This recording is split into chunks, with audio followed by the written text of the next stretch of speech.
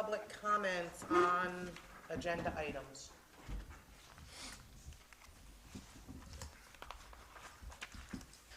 Okay. I'd like to thank everyone who helped to make Community Day a success. It was a great day and would not have been possible without the help of our community.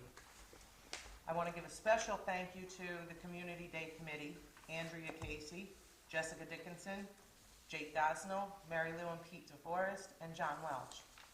All of the folks who donated for the fireworks.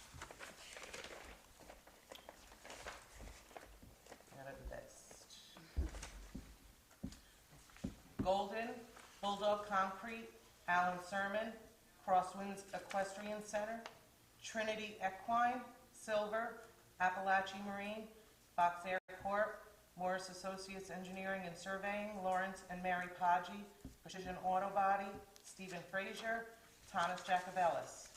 Bronze, Abel's Tree Farm, Ulrich's Pondview Farm, Ken and Betty Andrews, Bank of Millbrook, Beekman Square, Calculated Fire Protection, Clifford Thorpe Printing, Embroidery Designs, New York Communications, R. Ferris Real Estate, Stenger, Roberts, Davis and Diamond, Iron Furnace, WTFM Corporation, Tradeland Investors, John and Kathy Welch.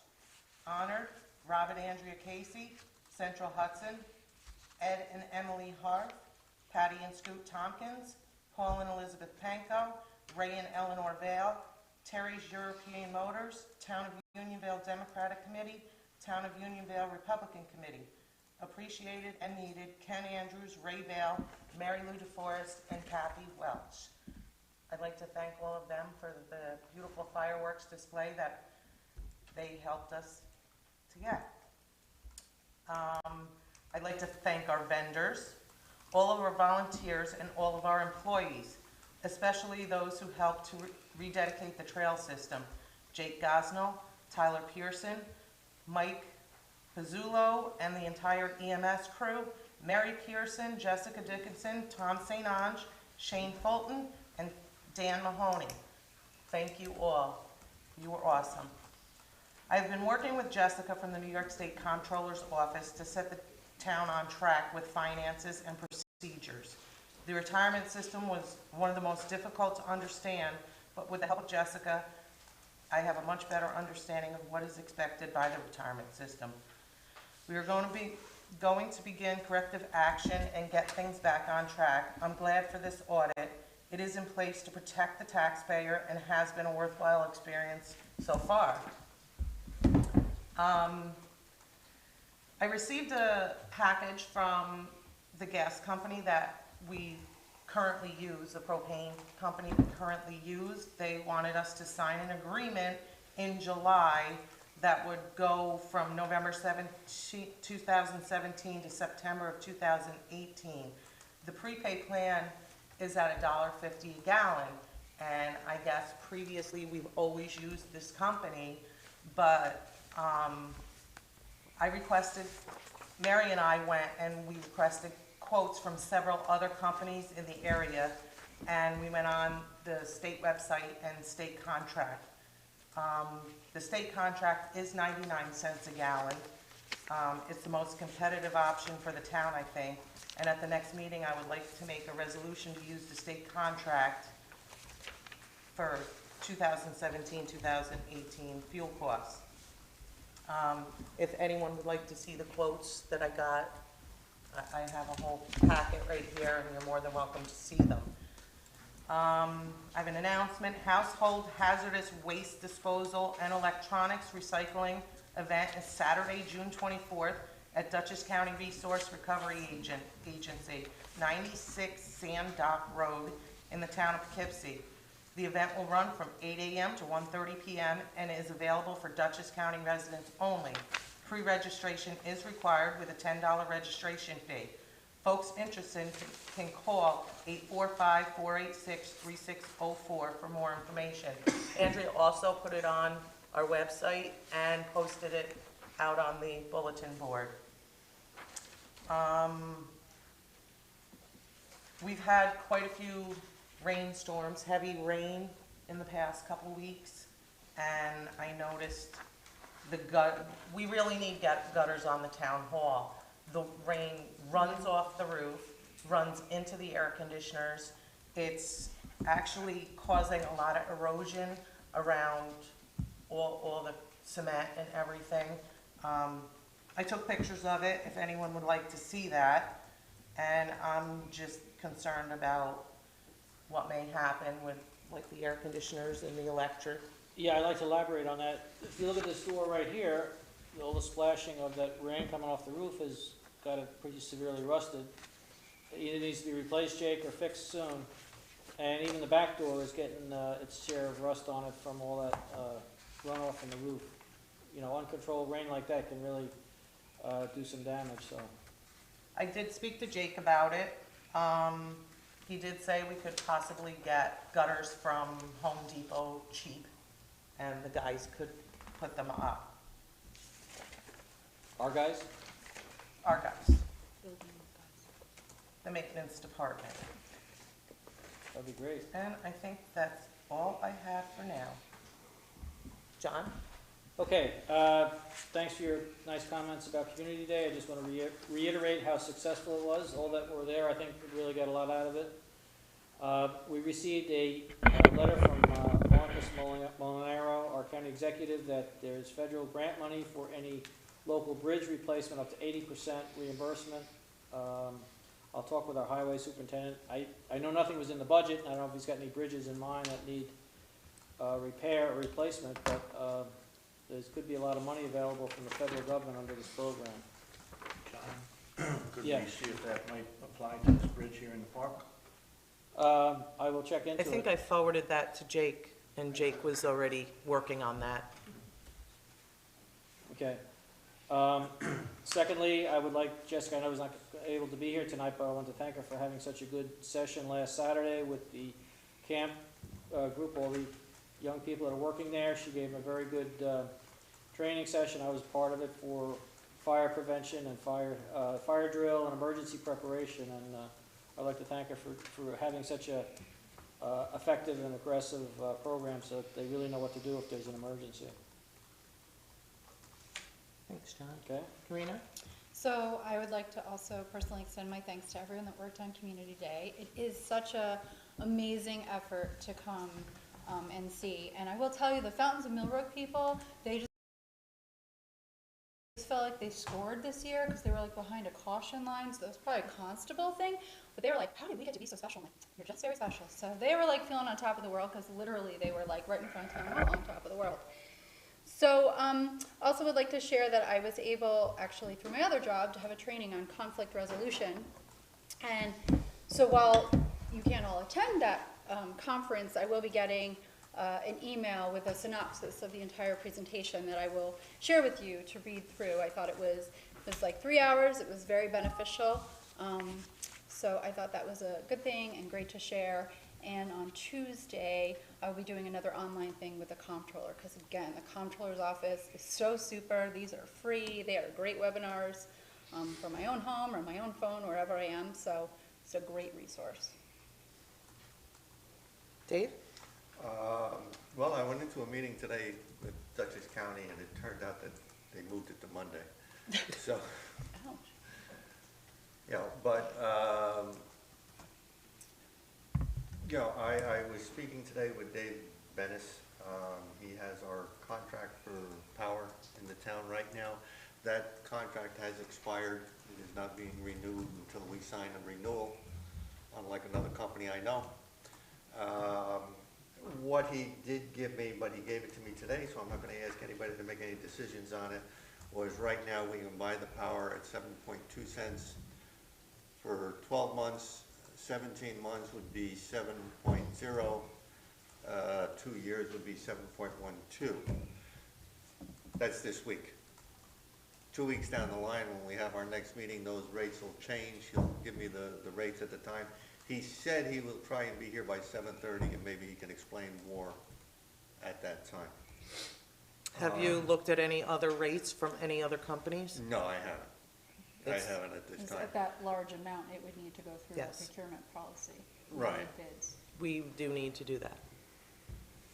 That's fine. But I mean, I just wanted to point that out, that that contract has expired and it wasn't automatically renewed. Other than that, I don't really have anything, other than the fact that we had a great time at Community Days. Steve? Yeah, I'll echo the thoughts on Community Day. It was well-attended and fun event. I interviewed with Karen Lawler on WKIP last week to get public awareness of this procurement policy, or not procurement policy, the prevailing wage laws in New York that are a pet peeve of mine. And I'll just repeat again that they cost the towns and municipalities 2 to 3 times what it should to have public works projects done because of this prevailing wage law. And we're working with Karen to get that changed. Okay, now we'll do our department reports. Bookkeeper, Ryan? Thank you. Thank you. Wasn't here for the April meeting where we give reports, so just to make sure everyone's aware of that. Sorry, the May meeting where we did reports. So for the month of April, the A Fund revenue was $115,800.44. The A Fund expenditures was $114,837.31. The D Fund revenue was $115.94. And the D Fund expenditures was $26,423.44. And I had already given that to the town clerk. For the month of May, the A Fund revenue was $164,092.97. The A Fund expenditures was $118,491.30. The D Fund revenue was $6,128.60, and the D Fund expenditures was $58,271.27. Also, the town board approved financing that's focused on the remediation project. We're going to now be able to look into doing that over the next few weeks. Now that we've received the estimated expenses for the remediation and then the installation that has to take place of what was taken out. Now that those estimated expenses have come in from the head groundskeeper, I know he's going to talk more about the project down there. But now that we know how much all it's going to cost, we can proceed with that financing. And next month, we'll need a resolution for budget transfers. Just halfway through the year, some things like that weren't budgeted were the generator, so we'll have to do a transfer there. For the property down on Route 55, we got that assessed. It wasn't anywhere in the budget, so we paid for that, but we're gonna have to find the money somewhere else in the budget and transfer it over. And some of it also will be just for we got in some additional revenue that we didn't anticipate, so you want to try and fit that into the budget. So that's it. Okay. Thank you. Thanks, Ryan.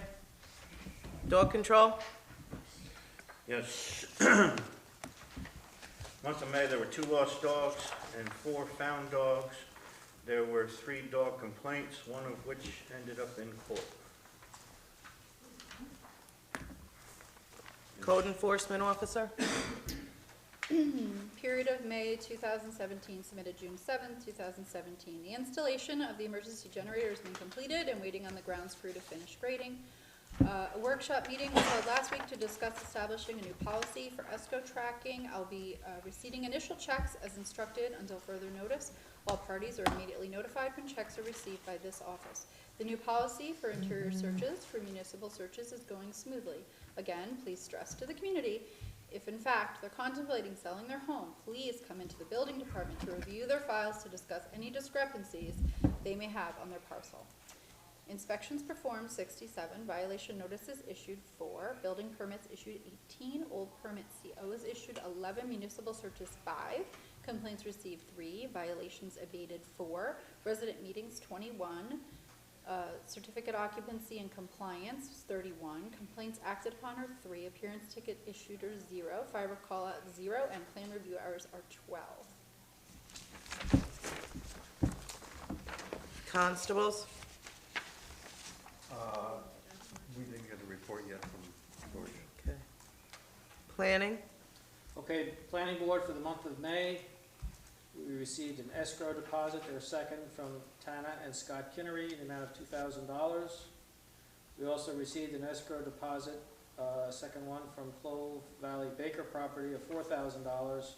Total receipts for planning board in May was $6,000. Zoning, Zoning, we received a check for $250 from Scott Excavating, which is a variance and application fee. That was a total for the month. clerks,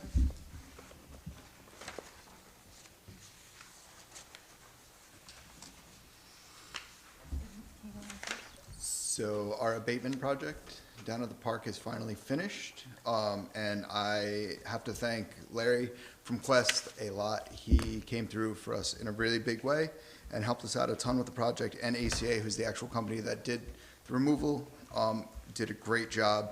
So that's finally finished. Belfour will be back in on Monday to finish fixing the water damage which happened back on January 3rd.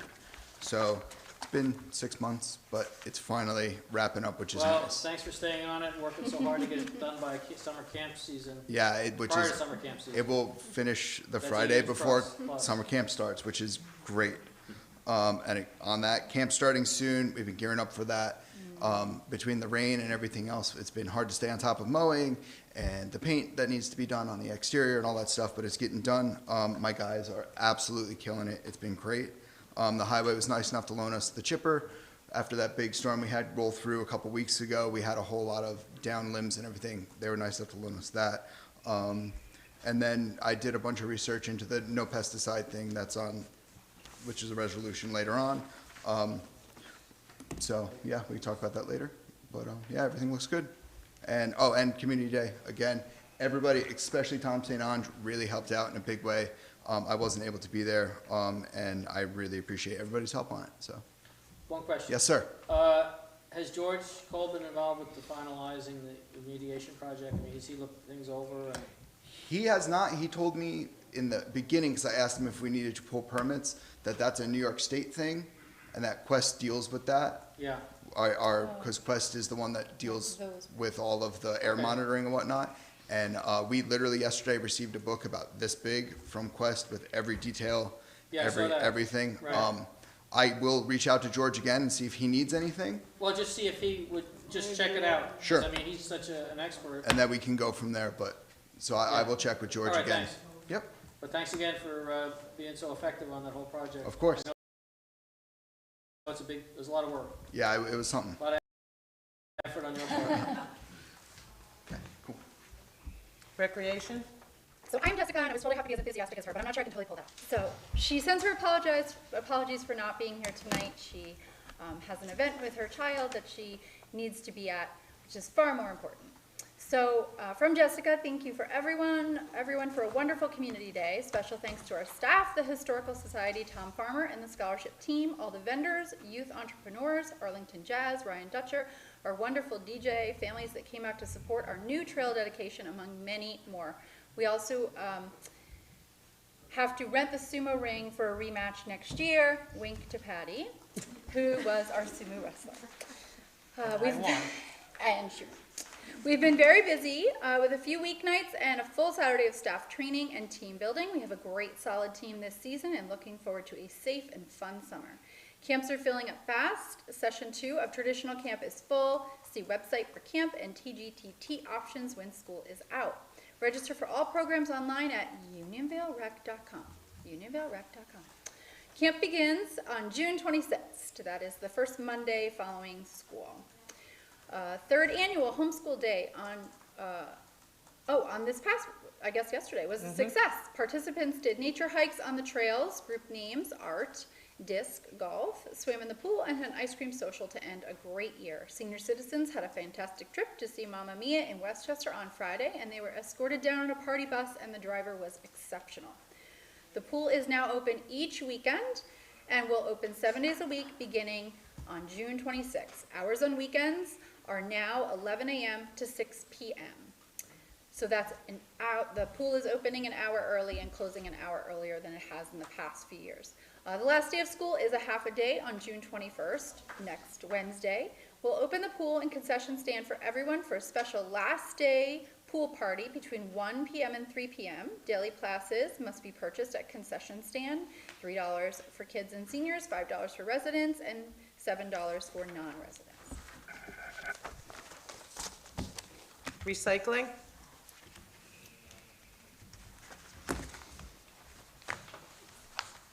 I'll give you some minutes, so you don't have to go crazy. I've missed a few meetings myself, so I have a little bit of updating to do. Just wanted to describe a few things that have happened this year at the recycling center that I didn't anticipate financially, numbers-wise. Last year was a banner year. We came in with $2,400 on the plus side. I was able to shave $40,000 off the budget. Everything kind of just clicked. It's very fine-tuned. But January 24th, the county informed me that their fees have gone up $4.50 per ton on trash, which to us is going to translate to about $2,400 more. Then Royal on April 1st hiked their haulage fees from $120 per haul to $150 per haul, which is still a good deal. We were at $120 for over 15 years, and a lot of municipalities are at $185 a haul. So they're, they split the difference. They want to keep it at that, and I thought that was fair and actually benefited us. But nevertheless, it's going to raise, it's going to jump $3,600 more than I anticipated. And then the other thing, which is both good and bad, is that people are recycling so much now that we have to haul the recycling every week, whereas before we were trying to squeeze 4 or 5 business days in the compactor. So didn't anticipate that either. So that's going to be about 21 more hauls per year, which will raise $3,150 more than I anticipated. So that's about $9,000 that's come up since January 1st. So whatever, I will track all of the bills that come in, and a little bit later in the year, we'll just see where we're at. There's not a lot of padding or much padding at all in the budget, so. Well, Might be- don't forget, our bookkeeper just said he would do any budget transfers Right. for the mid-year, that if you need it, Okay, don't hesitate to mention it to him. gotcha. DEC grant money that I've talked about in the past, in the magic numbers, $313,150. That has moved off of the desk of my contact in Albany to a financial office that I don't have contact with. My guy said just to bother him once a month. He said monthly would be okay, but not more than that. So it's it's still happening, but it's it's up in the air as far as when it will be resolved. Dave and Jake and I, Councilman McMorris and Jake from the park and I, traveled to Cold Spring on May 9th to a Buying Power 101 Municipal Solar seminar hosted by the Hudson Valley Regional Council. It was more like a 300 level class, not a 101, I thought, right?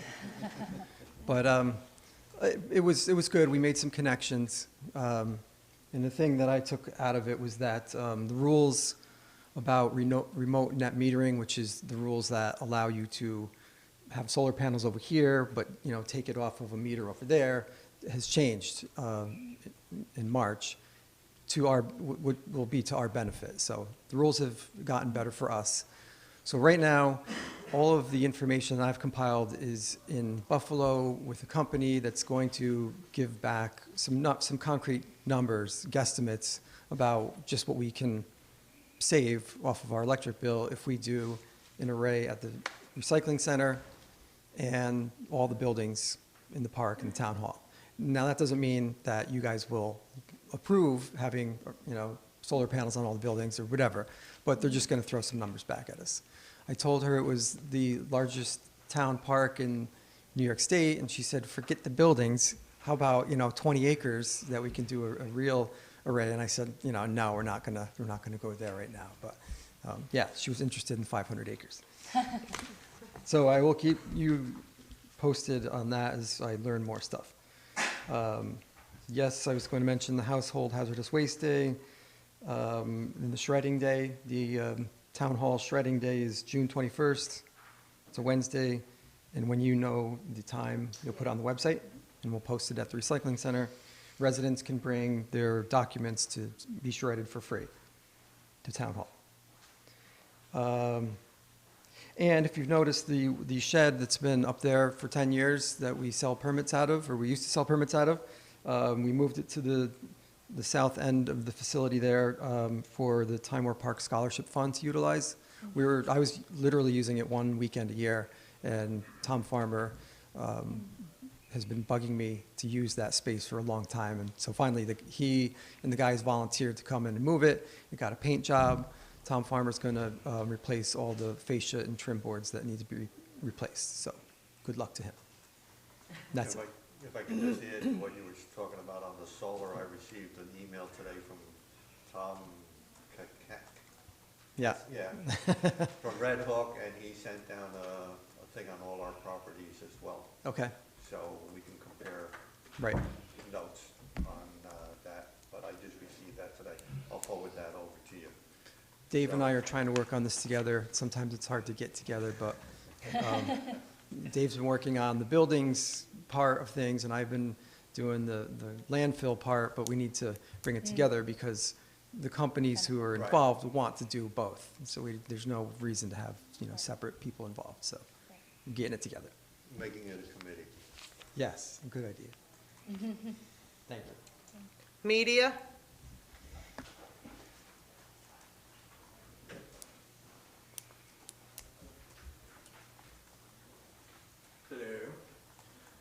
All right, so we finally have a viable scheduling solution in place for the meeting playback. I have to start seeing it play noon, 3 p.m., 6 p.m., basically every 3 hours. If there are any issues with it, let me know.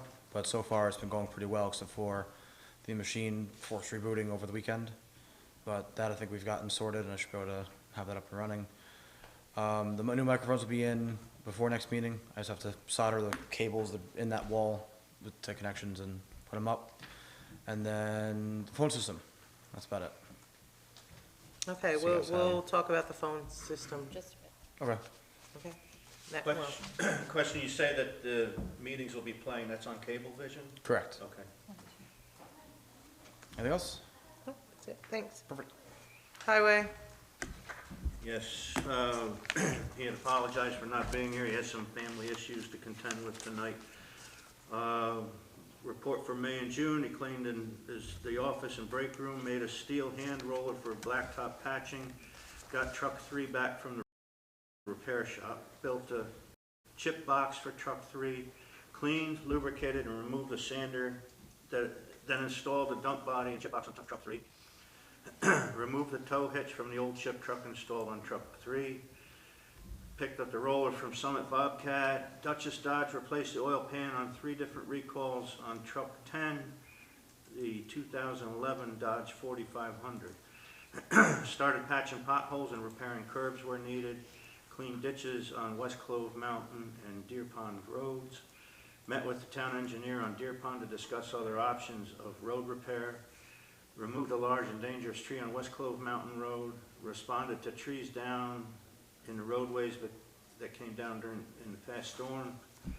While the tree work was going on, Mr. Wisman picked up 28 empty vodka bottles and other various debris up and down a large section of West Clove Mountain.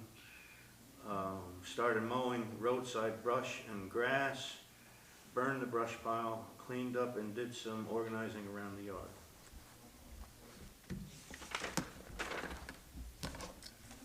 Okay, tax collector. Tax collector monthly report for May of 2017. Collected $131,912.95. Commissioner of Finance, $363,780.28. Penalties collected, $4,939.80. $4,987, I'm sorry.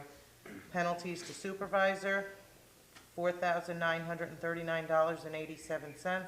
Postage and handling fees was $73. Edna gave me this report yesterday, I think it was, and she wrote a little note on here. My final report, sadness, but also looking forward to retirement. It's been a fantastic ride. The people at Town Hall have been great, and I'll miss each and every one of you. Thank you, Edna. And now I'd like to present Peter Bonk, excuse me, built a replica of the Town Hall, and he donated it to us, and it's sitting here in the front, and I think at some point we should buy a glass or plastic. What about the glass case right in the back of the room? I think, Sure it'll fit in. I don't think it'll fit in there, but I'd like to display it out in the hallway where Oh, okay. everyone comes in and out. It's beautiful, and thank you, Peter, that was great. Very detailed, very nice. Okay, Town Clerk?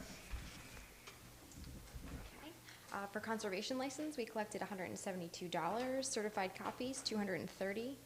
The copy machine, $10.50. Marriage license, $40. Summer camps were $77,478.50. The after-school and TGTT was $6,639. The equestrian center collected $440. Facility rentals, $50. Other recreation revenues were $245. Swim passes, $5,715.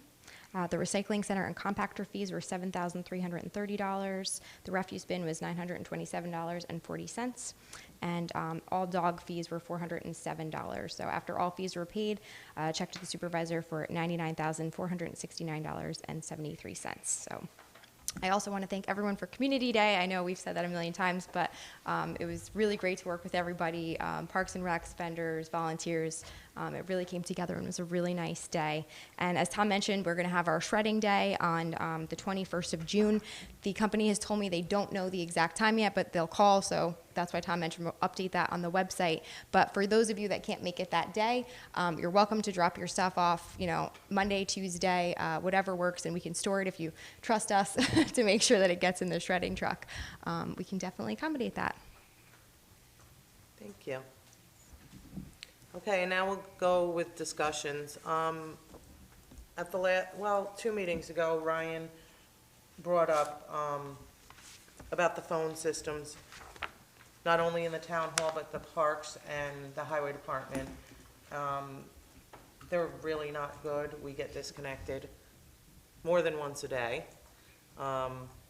So we do need a new phone system, and Ryan was nice enough to go and get some quotes. He gave everybody a copy of that 2 meetings ago and asked that everyone look through it. And I would just like to ask Ryan which one you think would be best suited for the town. So of the two, the ShipStation and the Digium, those are the two I would strongly recommend. Nextiva is a very large company. They're very solid, but they're also very hard to deal with, and they're also more expensive. ShipStation is the one that I would personally recommend. I've used them before. I use them at home, actually. And it's just very solid connection, and anytime you need help, they're very quick to respond to it. And what are the costs for that one? So the cost for ShipStation was a one-time cost of $105 and a monthly cost of $263.90. That monthly cost the one-time cost will change because right now we have 14 external phone numbers. I don't think we need 14 because right now everyone that has an extension has an outside reachable phone number. So instead of dialing out, I think that's what we show is this individual phone number instead of the main phone number, which means anyone calling back is going to go right to them, which would be convenient, but it's also a waste because it is more expensive. And then the equipment cost, I believe I said, was about $1,500 to $1,600. It may have been higher, I don't recall. But as far as the actual phone system, I actually have an old PC at home that was working perfectly for that. So that'll be money saved there. So this is the system where we physically purchase the equipment, we own the equipment, and then Yes. we're, on top of that, then we utilize. Yep, and the server itself sits in the closet down the hall. And it's gonna only be $263.90 a month, Correct. right? And that would accommodate this building, highway, and parks, we'd all be kind of connected together? Correct, so it'll be extension dial from here to any one location. And when your call is received by, say, Andrea on the main line, she'll be able to directly transfer it to anyone in any building. Okay, so, I mean, has all the town board members had a chance to look through this? Yes. All right, so at the next meeting, I'd like to make a resolution. And if anyone has any problems with that one, let me know before, and we can do it then. Okay. Then a quick note on media that I totally spaced on. We were at Community Day. I have a ton of pictures and videos we're going to be getting up onto the channel and the website within the week, including the horse pulling. They were very impressed that I was over there thanks. for the horse pulling. They're like, "Oh wow, no one's ever over here." I'm like, "Oh, well, it's on the website now." Very good. Good. All right. Thanks, Ryan. Patty? Yes. David Menace is here. I mean, you'd like him to sort of explain what we... Well, he can wait until public comments on Okay. non-agenda items then. All right. Okay, is there any further discussion on the phone systems? Nope. Okay, I'd like to discuss the emergency call-out in the handbook. I think we need to make an amendment to that policy. It's a 4-hour call-out, it wasn't written properly, we found that out, and we need to amend that. And I was actually told that New York State law says we have to give a 4-hour call-out. In all actuality, that is not true, and Tom Jacobellis researched it, and he can explain it. The supervisor asked me to research that issue, and it's covered by the New York State Department of Labor, New York State Codes, Rules, and Regulations. I believe it's Part 142, Section 12. And federal, state, and municipal governments are exempt from any minimum call-out pay. Obviously, the municipality would have to pay for any time actually worked, or adopt a policy as it sees fit to reward a worker who may come in on a call-out basis. But unlike the private sector, where there is rules and regulations under the New York State Department of Labor, which requires in a lot of fields a 4-hour minimum, municipal governments are exempt. And I have the New York State Department of Labor codes and regulations with me that I could share with anybody if they want to read it. In the last employee handbook, there was no call-out. The town never had that before. We decided to put it in there to help the employees. It's fair, you know, sometimes the employees go out regardless, you know, what they're doing, they drop everything and go out to help the town out, but I feel that it was taken advantage of already, so I think we need to make an amendment to that policy. My feelings are go with a 2-hour call-out, but you're only allowed to use it once in 24 hours. You can't get called out, work for 15 minutes, go home for 45, come back, get called out again, and get another 2 hours. So I think we need to make a little adjustment on that. Yeah, I think that sounds fair. So I'd like to make a motion that we, once we're done with this discussion, we change that in the employee handbook to a 2-hour call-out and And only once per only once 24-hour per period. 24-hour period. I'd like to see it written in front of me before I vote on that. Okay, well, let me read it. Emergency call-in I procedure. would like to see it, final draft written in the Oh, handbook. a final draft in of front what me, they're please, saying. Okay. Before I vote on it. I would also like to add, like, that the contingency is, like, the 2 hours, like you're saying, if they go home, they work for 15 minutes, they go home for 15 minutes, they call back for a half an hour, that's still the same 2-hour window. Well, that's why, So like you're John and I saying said, anytime? one time in 24 hours, you can use this 2-hour call out. Yeah, you can't have it twice on the same day. Right, right. I will have Mary rewrite this, and, we'll go over it at the next meeting then. If I may, I know it wasn't written in the, sorry, never mind. Okay, any other discussion on that with the town board? No. Okay, I'll have Mary work on that, I'll work on it with her. We'll have a new thing out to everybody, probably Monday or Tuesday of next week. The next discussion is the tool tent on Route 55 property. They inquired about leasing the property for a tool sale, tool tent. I'm sure everyone's seen those around.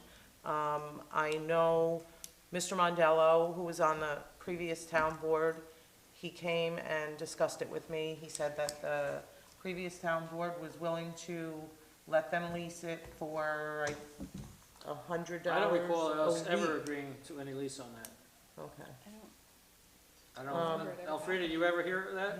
I don't remember it ever I happening. don't Right. remember it ever being brought up, being Okay. honest. I don't remember. But I guess I'm seeing it, because I don't remember it either. Okay, And I was at You all were the here. meetings, Do you I don't remember it? remember hearing it brought up, So, that's a new one to me. yeah. okay, I so remember a discussion about the hot dog guy, but that was about it. Yeah. I think that everyone had gotten a little packet Oh, from yeah, them with the photos, yep. photos and the whole bit. They just, you know, they would like us to let them know if we're interested in doing this. And it is up to the town board. Under the town code, since this isn't a permanent structure, and it's in a commercial zone, consulting with George Cole, this would be under the jurisdiction of the town board with a special permit that would have to be ultimately granted, it would have to go through the full secret process, so on and so forth. My concern as counsel to the town would be the precedent that it potentially could set, something to think about, that I don't know what the town board's, obviously it's the town board's ultimate decision, with a permit granted to one person for these type of temporary sale, structure, tent, you may be opening yourself up to other applications, which you would then have to judge, obviously, independently, but there would be a precedent set that it was granted. So that's something to consider in your deliberations of the application, if it's submitted. There's nothing to prevent us to judge each case individually, correct? Absolutely. Okay, and we could set, we could regulate what types of items we would want in that spot, and keep things out that we don't consider good for the town. There shouldn't be any problem with that kind of discretion. You mean as far as merchandise? that Right, goes? exactly, the type of merchandise being I sold. think that's part of the deliberation process, Right. to see what the applicant's proposing, whether it be tools, hot dogs, clothing, but a lot of municipalities are very strict on deliberating on these type of Right. applications, because they're not interested in, especially in a commercial corridor, to get like a flea market type setting development, potentially, There's one that was on Route 22 in the Patterson Right, Pelham line that right. was there for many years. I haven't seen it active. I think it's a plaza now, isn't it? No, it's still I there. think It's the still tents are vacant. still But there. there's I nothing haven't there. seen the vendor, but that's the type, from the pictures I Right. reviewed, that's the type of proposal, as close as I could give to the board of something visual. Well, if I'm not mistaken, he used to be out in Beekman and was Right. very well-known Across the post location. office. And he, he kept a good, the tent was not unattractive and had a good selection of tools. And this is Unionville, I mean, it's rural, area. I'm People not- use tools here in Unionville. I'm not for or against, Yeah. obviously, I'm Yeah, just no, I understand what you're saying. giving the board, trying to give it a Yeah. visual of something Right. similar, you know. I mean, I think it's a good idea to bring some revenue in Yeah. on that property that's been sitting there vacant for And many, many, many years It may off wake the up tax roll. other people that it And- is a commercial lot and that they and- may wanna buy the whole place. Of course, it would be contingent upon the sale of the property, and we would have to write something up regarding that, Yeah, we once, terminate the we would arrangement have at to any time. terminate the arrangement any at reason. any time for any reason. The other concern is, the town, for first time in many years, is under a controller's audit. And one of the recommendations that I believe is gonna be coming down is that they frown on municipalities being landlords. I did discuss this particular case with the auditor the other day, and she did, this particular case, she did not. Just bringing it out there because Yeah. I know that's No, probably I- gonna be a recommendation, because Yeah. other towns I've dealt with, that's usually a standard recommendation. They don't like Well- towns being in the position of, She said being it was commercial property, not for recreation or not for anything else, she said that it would be okay. just bringing it. But I'm gonna say one thing, the economics may not be favorable because, there's relatively low margin on that sort of thing. By the time he pays the fees for getting this authorized by us and pays George every time he puts up a tent for a building permit, he may find out it's not worth Right. the effort, plus we're gonna charge him rent, so I think the economics may be the overriding factor here, even though if we agree and he's agreeable, I think the economics may override anything else. Well, that's something that he needs to Right, decide. that's up to You know, him, he's gotta, that's his he's gotta decision, investigate and- that and, Yep. face the facts. If he's interested in pursuing this, the next logical step for him to fill out a application, which would come before the town board, and they'd start the process. We'd have to, start the secret process with, an intent to declare, and, I would have to speak to George Cole to see, since it's a temporary, if they would have to go before the planning board for any site plan review for parking and site visibility and so on and so forth. And we'd also want him to maintain the land around. There'd have to be insurance obtained. There'd have to be insurance. It's Right, a, all the it's a stuff. process. Yeah, it's a process, so, I mean, I can contact him and let him know that we've discussed it and that it's up to him, but it may not be worth it, but we have to also discuss a price. Yeah, So as the landlord, do we assume liability, or through his insurance, he assumes liability? Well, if Somebody you own the comes, property, they the town fall. has liability, that's why we would require, a certain amount of insurance coverage, naming the town as an additional insured, Okay. so that there is a layer of protection with an insurance policy. We also have our own insurance. Right, But we want, God forbid, there was some type of negligence or some type of accident on that property, that we would hope that the claim would be paid through the then, occupant's insurance. okay. Okay, is there any other discussion on that? All right, we'll go to resolutions. John, you want to read the first one?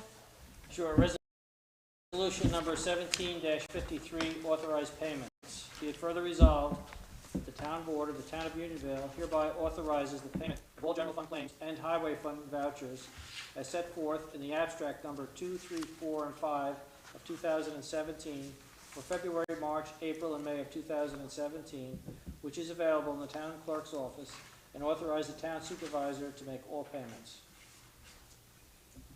I'll second it. Town board discussion? Gotta pay the bills. Yeah. Roll call vote, Andrea? Councilman Welch, Aye. Councilwoman Kelly, Yes. Supervisor Tompkins. Aye. Councilman McMorris, Aye. Councilman Frazier. Aye. Karina? Resolution 1754, requiring all employees to execute a conflict of resolution form. Whereas the town of Unionville is currently under an audit by the New York State Comptroller's Office, and whereas it is recommended that all town employees, elected officials, and appointed board members fill out an annual basis of conflict of interest form, which will be kept on file in the town clerk's office, which fosters transparency and avoids any potential conflict. Now therefore be it resolved that the town board of the town of Unionville hereby authorizes the requirement of all town employees, elected officials, and appointed board members complete a conflict of interest form on an annual basis in the town of Unionville. And be it further resolved that the form shall be kept on file in the office of the town clerk. I'll second that. Town board discussion? How will, so like I- annually, how will it be, I know you have a copy, like how will it be received annually? Is like the first paycheck of the year, it will be Yeah. given, and by the next paycheck, it will be due? Maybe we could do it at the reorganizational meeting every Yeah. year. Yeah. But like, how would each employee receive it? Is like literally in their Oh. hand? It could go Like in with the their first paycheck of and the then year. maybe Okay. back by the next, or back like Mhm. January And I 31st, do, or I I don't do, know. I do. Yeah. Like, It we're sounds saying it's yearly, and I'm just wondering what that Mhm. process looks like. I have a copy. I got it off the New York State Comptroller's website and then put a Town of Unionville header on Very it. nice. So if everyone wants to see what it looks like, I have this here. And I think it's, So does the town board do an additional one in addition to the one we already just submitted to No. the comptroller? nope, we already did Oh, ours. so we did ours. here. That's ours for this year. We already did ours. So, roll call vote, Andrea? Okay, Councilman Welsh, Aye. Councilwoman Kelly, Yes. Supervisor Tompkins, Aye. Councilman McMorris. Aye. Councilman Frazier. Aye. Resolution 1755, authorizing supervisor to sign a lease renewal for 11 Timor Park Road and 2 Timor Park Road. Whereas the lease for 11 Timor Park Road has expired on May 31st, 2016, and also the lease on 2 Timor Park Road. Whereas the current tenants wish to renew the leases for 11 Timor Park Road and 2 Timor Park Road at the current terms of the prior lease on a month-to-month basis.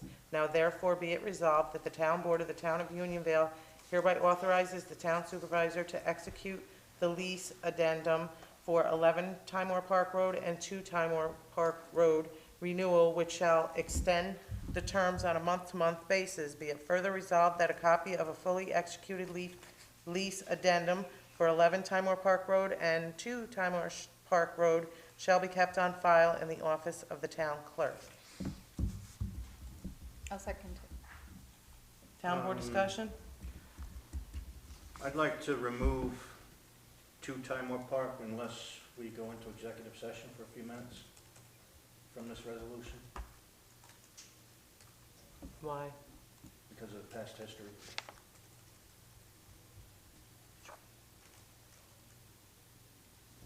Okay, we can go,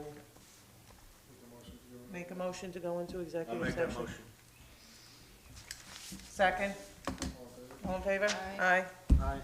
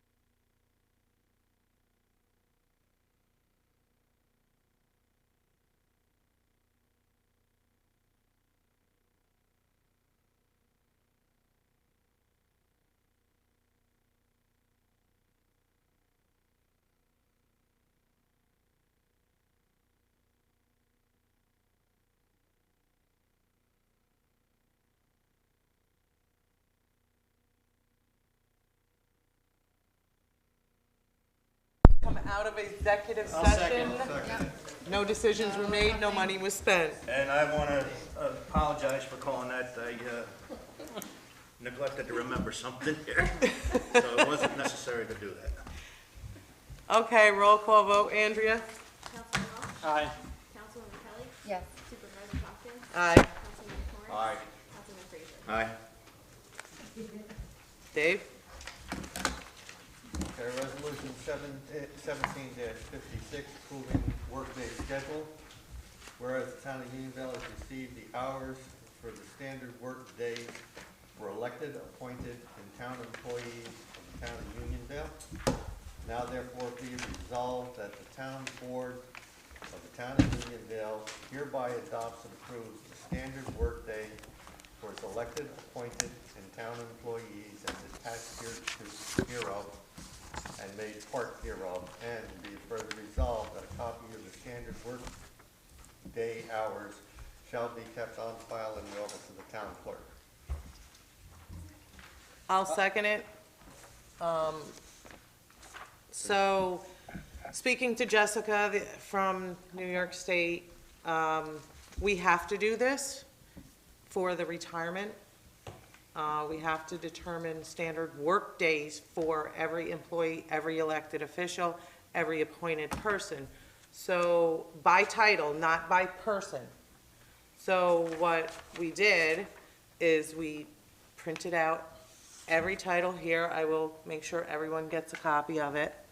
And by law, 6 is the minimum standard workday hours, 8 is the maximum. So, I have to explain this.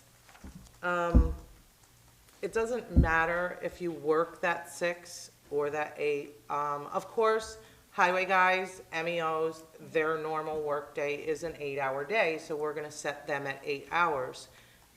There are people who work 3-hour days and 5-hour days, but the minimum we can hand to retirement is 6. So what that means is, every time you work 6 hours, and we have to send these things to retirement once a month, if you have a 6-hour day, standard work day, every time you work 6 hours, you get credited for 1 day in retirement.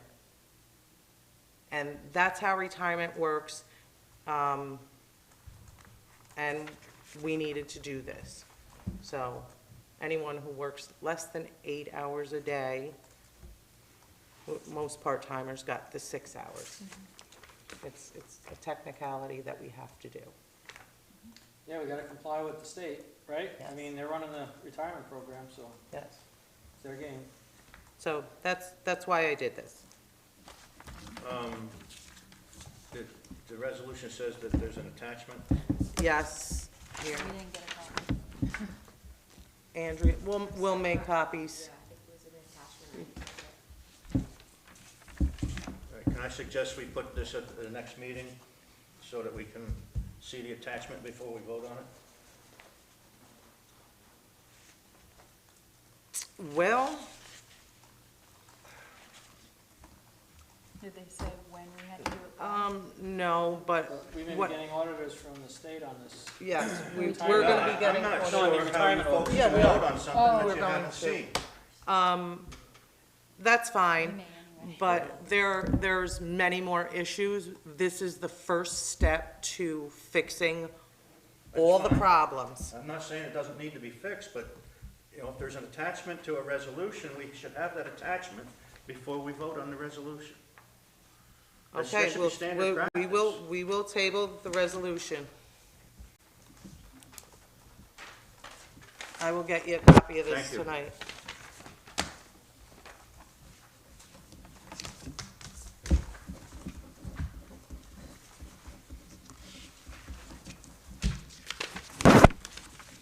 Steve? Okay, resolution 1757 prohibiting use of pesticides on town-owned properties. Be it further resolved that the town board of Town of Unionville hereby prohibits the use of pesticides on any town-owned property or parks effective immediately. I'll second. I got one question. The highway guys don't use any of this stuff, right? Steve, do you know that? No, What's that? I don't- Do the highway guys use any kind of pesticides in their process? I don't know whether they do or don't. I have some comments on this. To prohibit, pesticides are tools, and they control a wide variety of pests, both rodents, insects, and plants, invasive plants, and even diseases. Actually, I think that's herbicides with plants. Well, it's included under pesticides. Is it? Yes, it is. Okay. And it also covers materials used to control diseases for plant life. For us to just go out and put a broad ban on this, I mean, it would prohibit you from even spraying, if he got a call for yellow jackets, prohibit him from going out and spraying that with bee spray. That's allowed. That's an emergency situation. It's not, It is no, I'm sorry, I'm in this industry myself. And I feel that, they're tools that are regulated by the federal government and the state, and used properly, are a good tool to have on hand.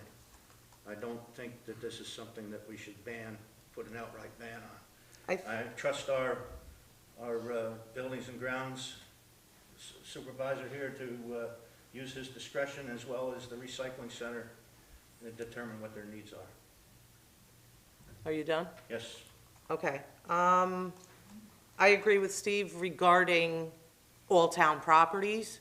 I think that we should do this for the Parks and Recreation, being as Jake studied this for the past 2 months, and he found other means of things to use for different issues, and maybe Jake, you could stand up and explain.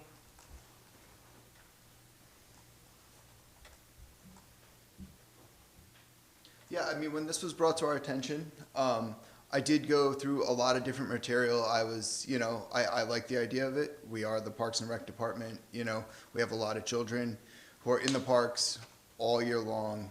So, I thought that it could be a good thing for the Parks Department.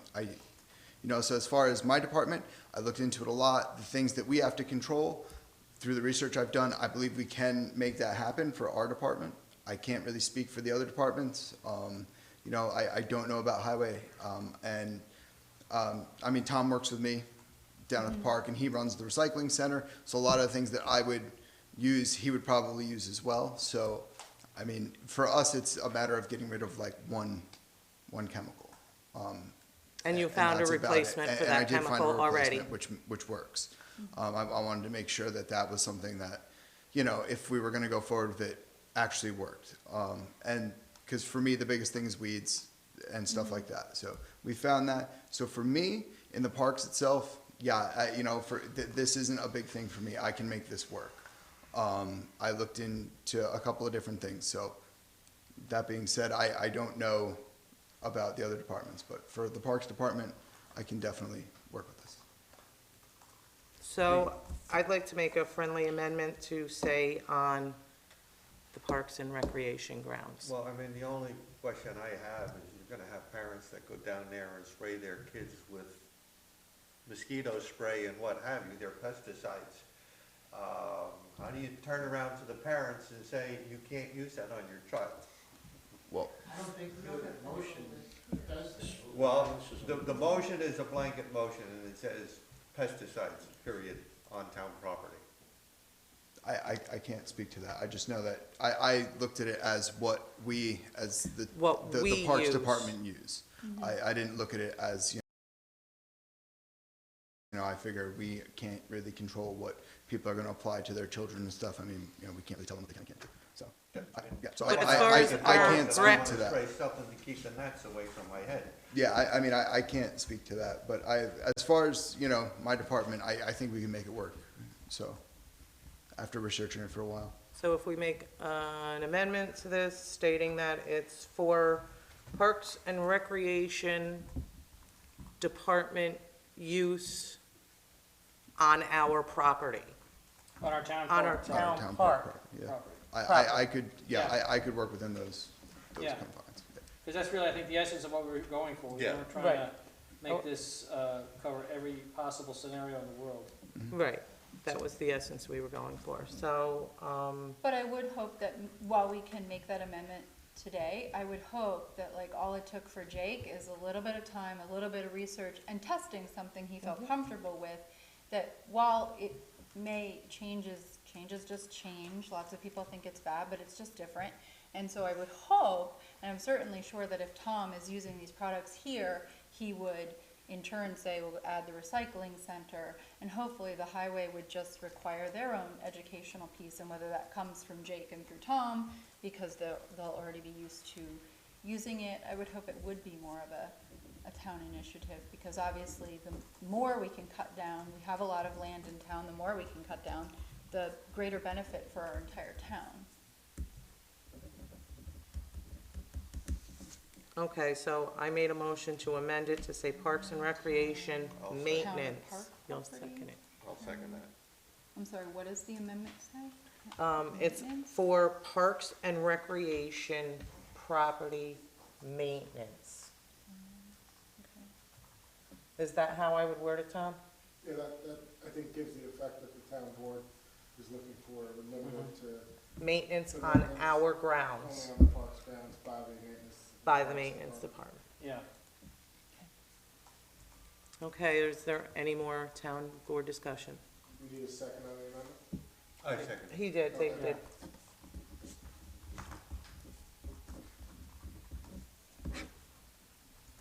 Roll call vote This is on the amendment. on the amendment. Councilman Welch, Aye. Councilwoman Kelly, Yes. Supervisor Tompkins. Aye. Councilman Morris. Aye. Councilman Frazier. Nay, I still feel that we should retain the option to use these at our discretion. Okay, and now we will do a roll call vote on the resolution, The amended resolution. the amended resolution. Councilman Welch, Aye. Councilwoman Kelly, Yes. Supervisor Tompkins, Aye. Councilman Morris, Aye. Councilman Frazier. Nay.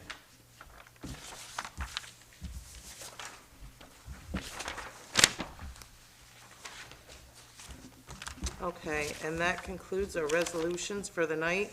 And now I'll open the floor for public comments on non-agenda items.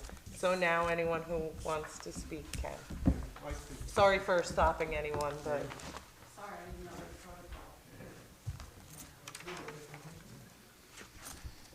Good evening, everyone. I'm Stephen Abiag from 84 Mountain Creek Road. At the last town board meeting, we had a discussion about consultants' fees. And I have done research and found out that the Court of Appeals has defined what must be included in a reasonable bill from a consultant. And it is expenses or fees that are reasonably necessary to the accomplishment of a regulatory program. Now, the regulatory program in the town is in the town code. It's the regulations, the subdivision regulations, the zoning regulations, and all those local laws are what must be implemented. So I suggest that for the protection of the town, so there are no disputes about this, the consultants should submit bills that include, first of all, a short description of the issue. And I have, let me distribute these. I have one for every one of you. Thank you very much. I apologize to Tom Jacobellis because I didn't have a chance to give him a heads up. It came up, I finished it an hour ago. So anyway, the point is that there should be a short description of the issue that is addressed in that bill. And the reason why it is necessary, and that is the regulatory scheme that it is supposed to implement. In this case, a citation to the Town of Unionville Code section or the NYCRR provision that regulates whatever it is, but there should be a reference that shows that the work performed is necessary. And then there should be the time spent with a brief description of the work. And there's an example on the rear side of those pages, there's an example of a bill. It's not complicated, you know, you can describe in a few words, you can describe what work was done. In this case, I chose a simple matter, which is a boundary line change. And the boundary line change is very simple. The steps are, you know, you look at the lot size for the two lots after the change and make sure that the two figures are above the zoning. Then you look at the setbacks, which are set, the drawing that was brought by the applicant shows the setbacks from a building to the property line. And you look at the setbacks, maybe there are 2 buildings or 4 buildings, so you look at 4 numbers, 8 numbers. And then you look at the topography and you see if there is any protected wetland or stream, and in that case there's a town buffer or a state buffer, and that has to be looked at, because if there's a portion of the property that may be improved in the future and it's necessary to invade a buffer, that has to be taken into account. But that's the extent of it, and the bill should be able to reflect it. So for the town board's consideration, it would be very helpful. And by the way, the supervisor is the treasurer under the town law, and the supervisor is responsible for the payment of the bills, or the deputy. So I wish you the best. If there are any questions, feel free to call me, and I'll be glad to help any way I can. Thank you. Thank you. Thank you. Thank you for this, very thorough. Anyone else?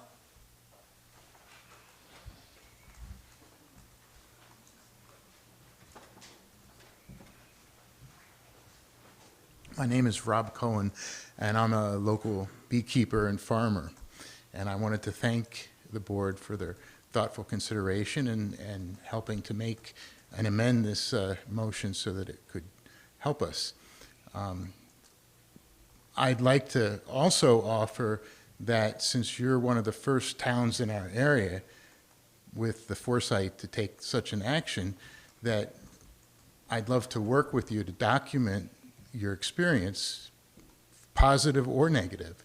I can tell you on my farm, it's been 5 years since I've used any of these chemicals, and I'm starting to see favorable outcomes of things coming back that used to not be there.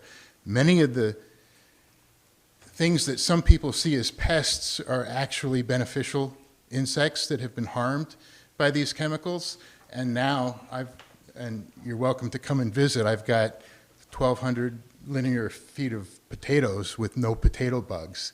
I'm spraying a chemical called neem oil, which is from a nut tree, and you know, it's working. My beneficials are doing their job for me. So thank you. And the offer's there. You know, Deb and the rest of the Bee Club, we're here to help document, and our goal is to roll through a few more towns and hopefully get all the people in the area, because it's only by everybody working together that we're going to change the ecology of the area. So thank you. Thank you.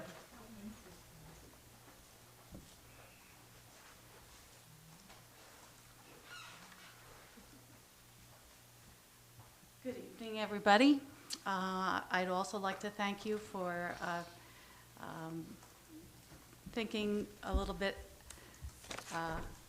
differently than a lot of people do these days. But also, I think that this is a movement now. More and more people are realizing these chemicals are dangerous, not only to bees and pollinators, but to people, to pets. And these, a lot of them are systemic. They go into the soil. They stay in the soil. So when the flowers or the plants take up any, they can take that chemical up into their leaves and their pollen and their nectar, and those pollinators zoom in on that. Also, some of these chemicals get into our groundwater, They're lethal, some of them to fish, and also crawdads and all those little creatures in the water. We don't see these things, so we tend not to think about them, but they're happening, especially when there's drains, and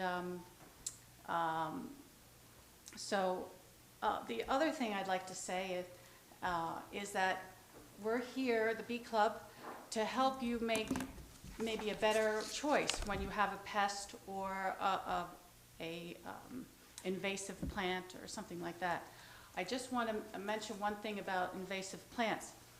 Some of them are very, very important to the bees and pollinators.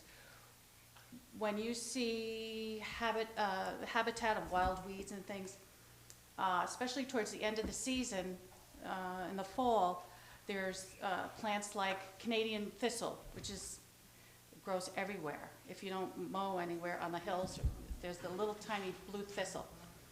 That is very important to the bees. The Japanese knotweed, which is another invasive plant, that is very important too. So even though they're invasive, they are, a lot of pollinators really rely on that at the end of the season. The other thing is we would love to help you if you're using any other chemicals for weeds or anything like that, or pesticides or herbicides. There are alternative methods that we can offer that are useful and effective. So, for instance, for rodents, somebody mentioned rodents, and one of the things you can use for rodents is a trap, no chemicals. It's one of those snap traps, it's kind of horrible. Sorry. But, sometimes you do have to, you can't live with rats around. They can cause a lot of disease.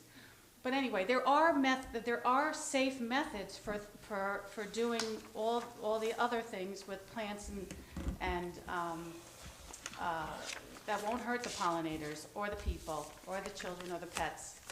And we're seeing, for instance, I won't name the place, but there is a place nearby that is spraying 2,4-D on their properties. And that's pretty potent stuff. So you don't know what your neighbor's doing, and it's something you should find out about, because there's drift, there's runoff, and that can affect different areas of your yard or somebody else's yard. So you have to be careful. Usually they put those little flags up. But so you have my information, right? You can call us, and we would help out in any way we can. And we would like to have a pesticide and herbicide-free environment and habitat at some point.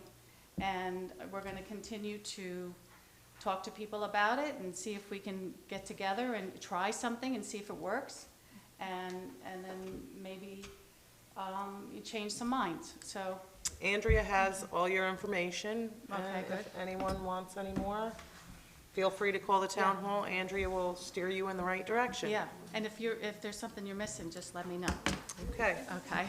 Thank you very much. Thank Thank you. Any other public comments? Yes.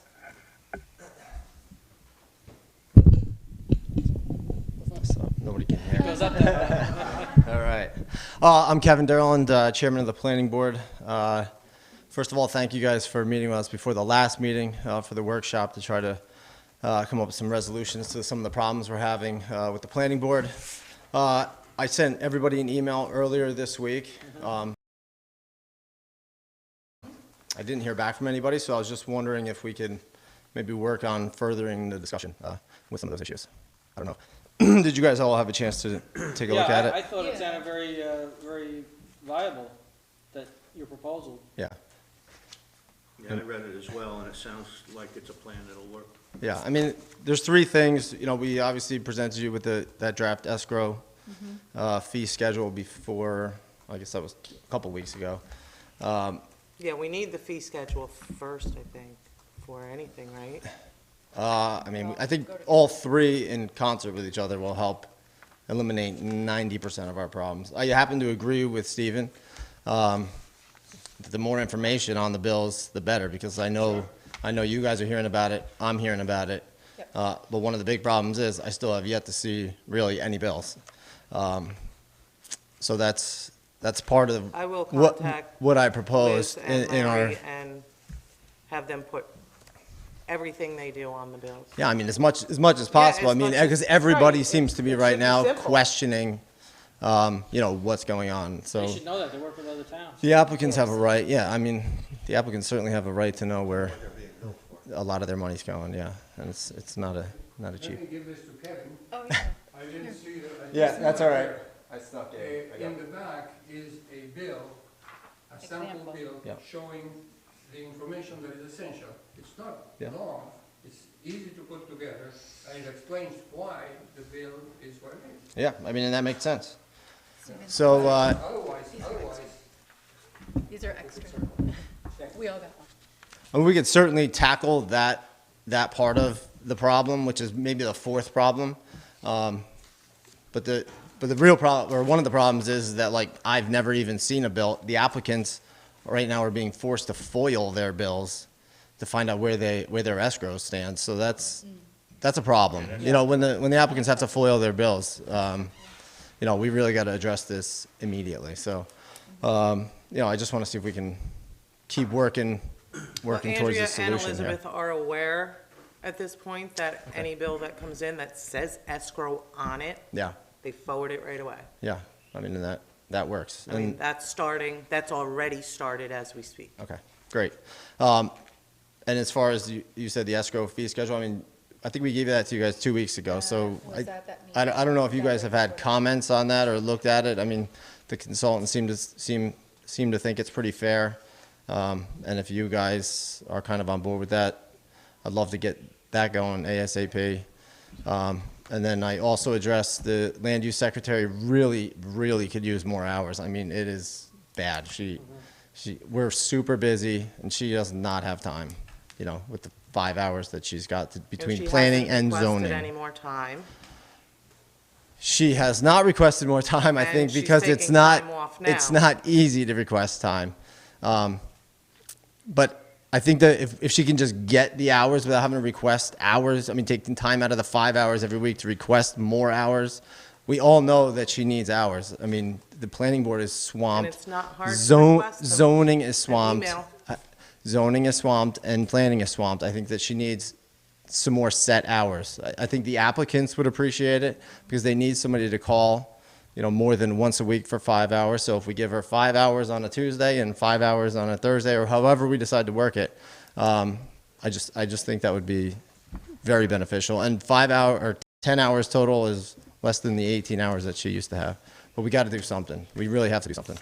and of course, the chairman of the planning board is the right person to request the additional hours for the help he has. So, you know, I don't know if she asked or didn't ask for it, it doesn't matter whether she asked for it or not. Here's the chairman of the board and says, we are swamped, we can't handle it. So, please, pay attention to what he said. We are swamped and we cannot handle it.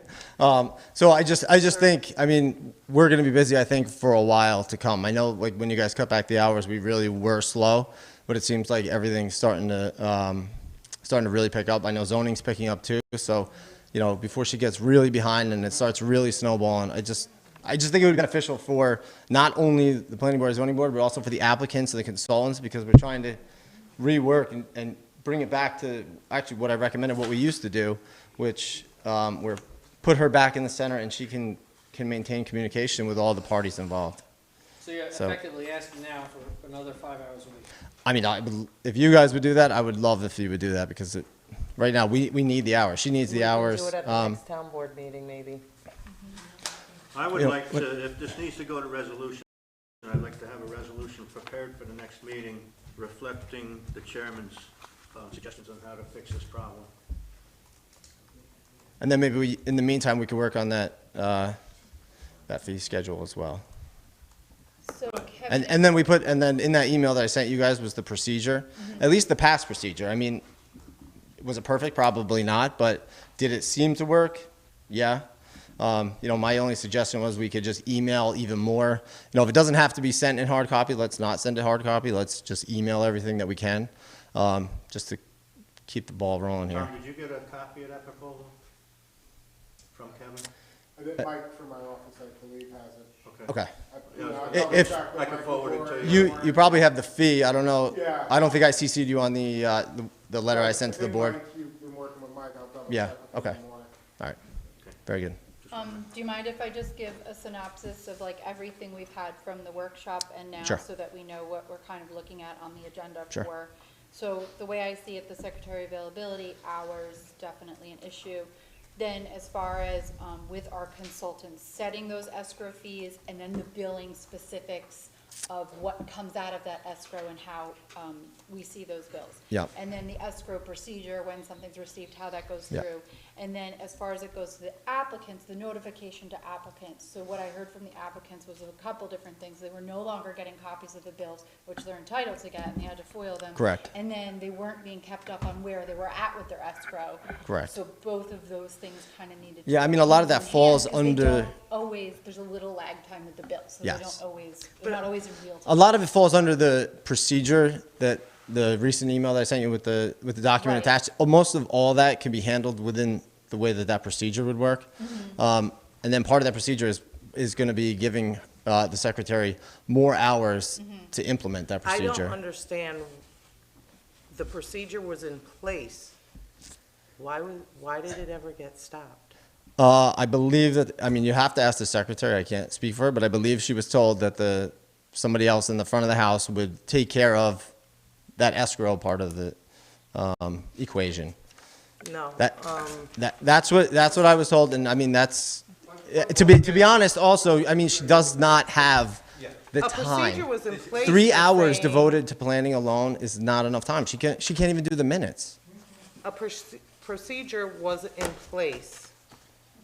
All of a sudden, it wasn't being done. Well, You said it was the past procedure. it was the previous procedure, The and as previous Dave procedure. brought up at the last meeting, it was never written down. Excuse me, excuse me, I'm Right. speaking. The procedure for doing what? The procedure for the escrow accounts and the funds. There was one, Kevin just said it, I'm sorry. and all of a There sudden was it there disappeared. was an unspoken procedure, Right. and basically Where that did it procedure go? was administering. Has no provision whatsoever for an escrow account, no provision for payments, other than a provision that I just found in doing some research in the last couple of days. There's buried in the code, in the zoning section, there's something that says that the fees cannot exceed what the town board approves every year. All I'm asking I've is, never heard that it there was, have been it approved. always went a certain way. It was always done, and all of a sudden, it stopped being done. Well, all of a Why? sudden, the planning secretary had her hours slashed to less than a third of what she had to work with previously. There was absolutely nothing going on.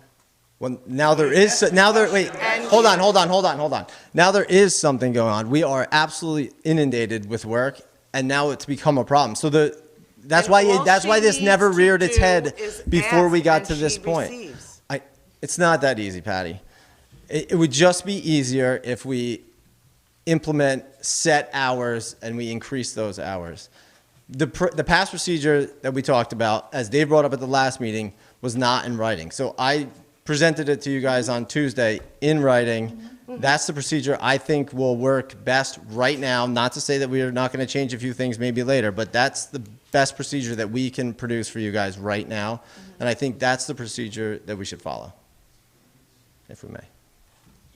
And I agree, as long as we have something in writing that. Yeah.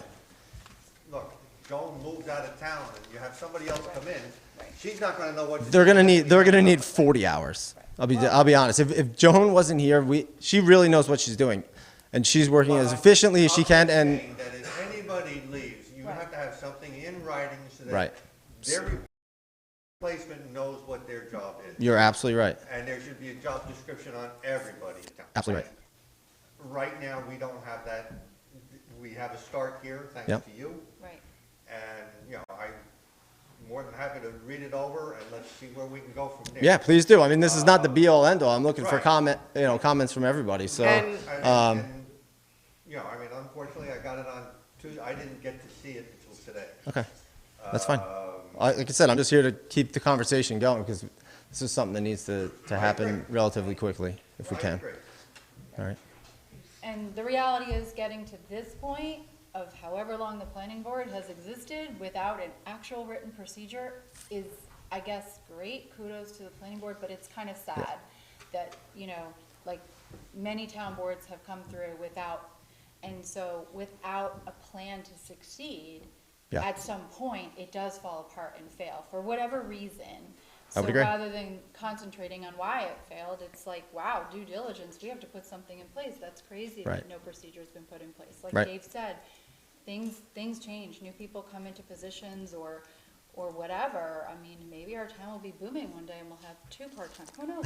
But, Well, this is our version of booming right now. yeah, I know. At least in This front is of the planning board, Unionville's right? version, like, we're not another town, like you said. Right, Unionville's has right. I that. think everyone on the planning board also should try and learn the codes themselves, look things up. You all get paid. Yeah, And I think that she shouldn't be the one to tell you, oh, that code says that. I think that's your job as the chairperson.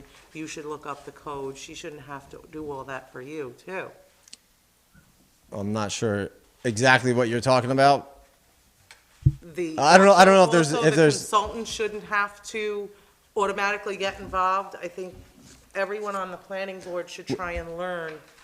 With the regards to codes the in code? whole book. Oh, Yeah. there's no doubt about that. Yeah. I mean, we all are, at least know the code generally, but these consultants are paid to make sure that we don't make a mistake that could cost the town, right? I mean, this is an engineer who does engineering all day, every day. This is a planner who Right. does planning all day, every day, who has experience with the DEC, who, you know, talks to the county, who does this every day. We don't do this every day. We're just, I'm just one of the peers of the applicants, right? All right. But I can appreciate that. Okay, is there anything else? No? Thank you. All right. Thanks, guys. Thank you, Kevin.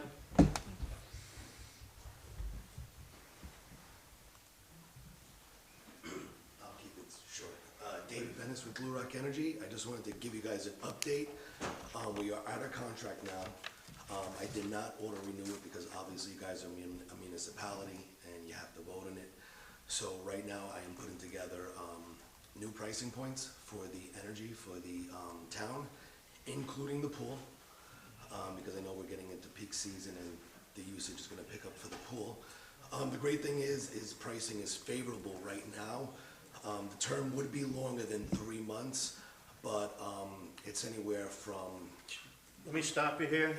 I don't want you to give any details out. Okay. Because this is gonna have to go to public bid or quotes. Oh, yeah. And I don't want you to show your cards. So. I have no problem, that's Okay. fine, that's fine. So put it out to bid, it's for a July start date. I sent it over to Dave and I'll put a recap there. And then I'm not sure when you guys meet next, but. July 6th. July 6th. And then I have the pricing extended to that date. Okay? All right. Thank Thank very you. much. Any other public comment? Any more town board comment? Motion to adjourn? I'll second. All in favor? Wow. Yeah.